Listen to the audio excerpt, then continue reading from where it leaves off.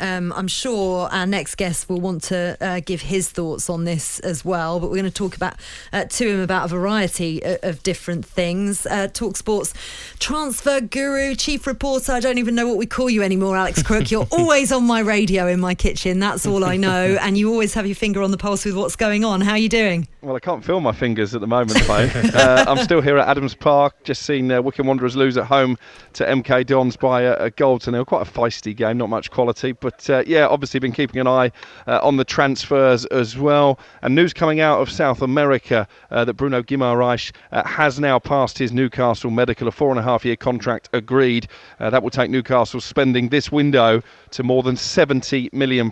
They won't be done there. No, I'm sure they won't be. Who else? I mean, the big one really is Dan Burn. I mean, Brighton rejected the latest offer to sign him because it's short of their £15 million valuation. Is he going to go? Because he's a Newcastle fan, isn't he, Dan Burn? He is, Blythe born and bred. Actually rejected the chance to go to Newcastle, I think, when he left Fulham. So as much as there is that sentimental pull, he has got previous for turning down Newcastle, but obviously it's a very different club this time around. My understanding is that Dan Burn would be keen to link up with Eddie Howe on the North East. He's not actively pushing for this move. As you say, Brighton value him at £15 million. I think the latest bid from Newcastle is somewhere in the region of £10 million. So not too far away, and I think Newcastle will be expected to go back in between now and Monday. That's a deal that could well happen. Eddie Howe desperate to get a new central defender in the building. Of course, Kieran Trippier has arrived to some fanfare and done pretty well so far. I think Guimaraes is a top quality midfielder, and they're looking to strengthen in attack. Eddie Nketiah, a name on their list, although I would be a little bit surprised if Arsenal, given their lack of resources with the Aubameyang ongoing situation, would be willing to let him go. But he is out of contract at the end of the season, so I guess money might talk. Yeah, it might do, but I tell you what, sorry Gabby, I think in this window in particular, Newcastle are going to struggle because a lot of teams have had a lot of injury problems, COVID problems, etc., and don't have fully strong teams. Why would they give up players when they don't have to?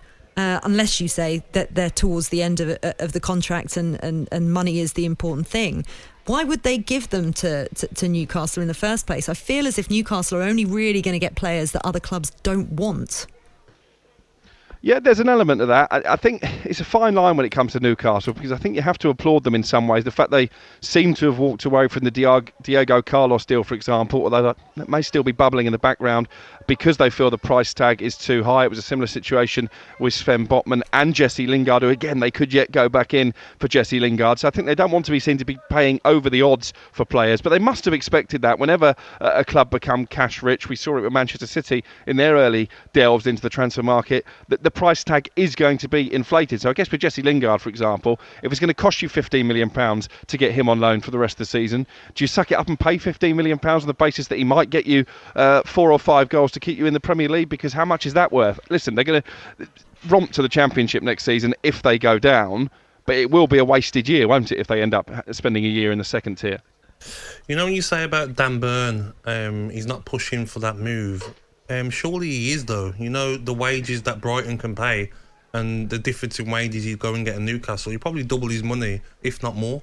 Yeah, I think he's not the type of character to rock the boat. I think he's quite grateful for the opportunity that Brighton have given him to become a Premier League player. He's more often than not played as left-back, which always intrigues me, because he's 6'7". He must be the biggest left-back known to man. But actually, because Lewis Dunk has been injured, Duffy has been injured as well, he has been pressed into action this season as a central defender. And I think the biggest compliment you can pay Dan Burn is that they haven't missed their captain, Lewis Dunk, particularly in the 2 games against Chelsea. I commentated one of those for talkSPORT, was at the second game at the Amex. He was fantastic up against Romelu Lukaku. So it's no surprise to me that he's on Newcastle's list. Yeah. And I guess also, if you're Dan Burn, Gabby, you're thinking, I'm going to go in there for 6 months. I could help them stay in the Premier League. Then they're going to go back in for certainly Botman and maybe Carlos if he's still available. Yeah. Am I going to find myself on the bench at Newcastle? Sometimes it's better the devil you know, isn't it?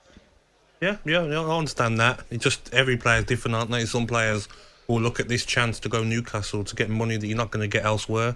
You know, the wages that the likes of Trippier, other players that are joining Newcastle are getting, they're not going to get it at other clubs, are they?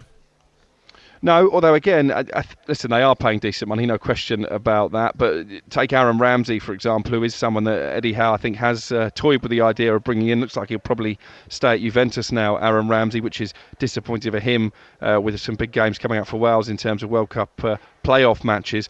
He's on £400,000 a week. Wow. Newcastle and Eddie Howe don't want to pay that and upset the balance of the dressing room. So while they can afford to pay players more money, and yes, they would be giving Dan Burn a pay rise, they don't want to smash the cash too much because it might just upset the harmony, and that's a key part of a relegation battle. Imagine St Maximin, he'll be stood outside the the chief executive's office until you get the same as Ramsey, wouldn't he? It's a really fine balance that there's so much at play for Newcastle to try and manage in the next few months. To keep themselves in the league in the first place, but also not to have an overinflated dressing room come next season, whether they're in the Championship or the Premier League, because as you say, there could be big problems behind the scenes for that. I tell you another one that really intrigued me, Crookie, Dutch midfielder Donny van der Beek. Yeah. I know you're a United fan. I don't feel like he's been given enough of an opportunity at United necessarily, because we know he's a good player.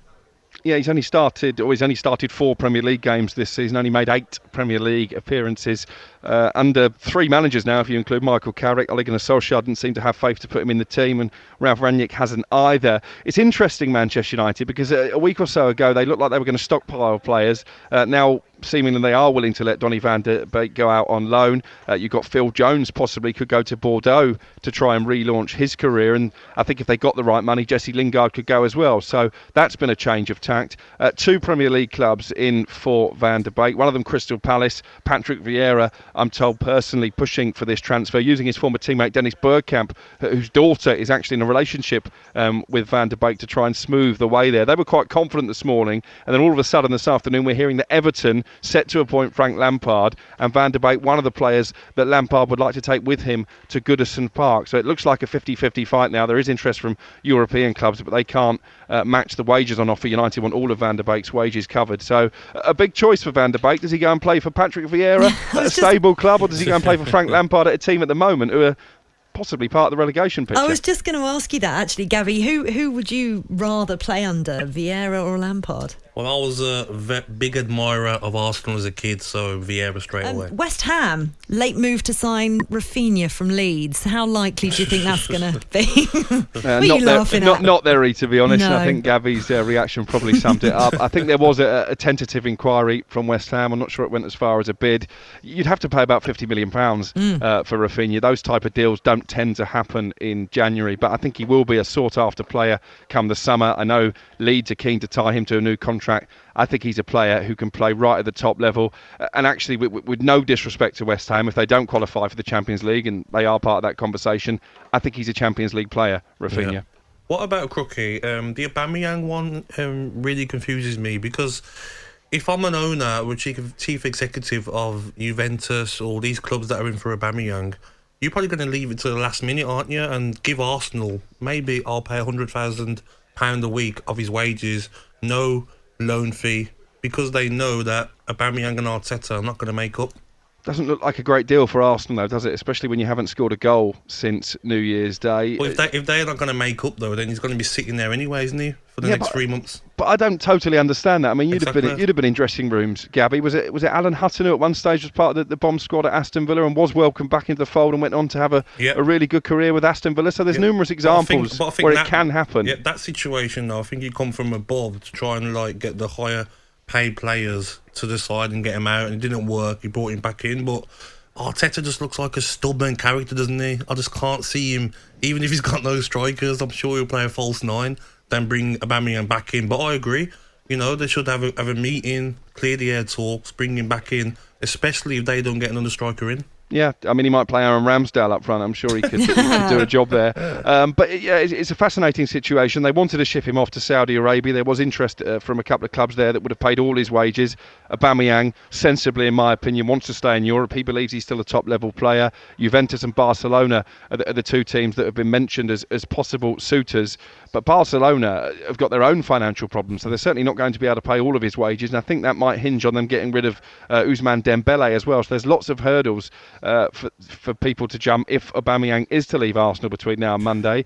If he doesn't, surely Aubameyang's got to find a way to integrate him back into the team in the second half of the season. How does he do that, though? That's what Gabby's saying. He is stubborn, Arteta, isn't he? But do you think the owners of Arsenal or chief executives are saying to Arteta, like, what's going on here? Like, is there any chance that he can play again? That's probably the convos, isn't it? And maybe Arteta saying, no, I don't want him around me. He's not coming to Dubai on the warm weather training camp. And that's a discussion that makes the owners feel that, you know what, we might have to accept a low offer for him to go out on loan. It took a long time with Mesut Ozil to come to that conclusion, though, didn't it? So, and this situation has got parallels with Mesut Ozil, because when they gave Aubameyang such a big contract financially in terms of the wages, yes, he just won the FA Cup almost single-handedly when you look at what he'd done in the semi-final and the final.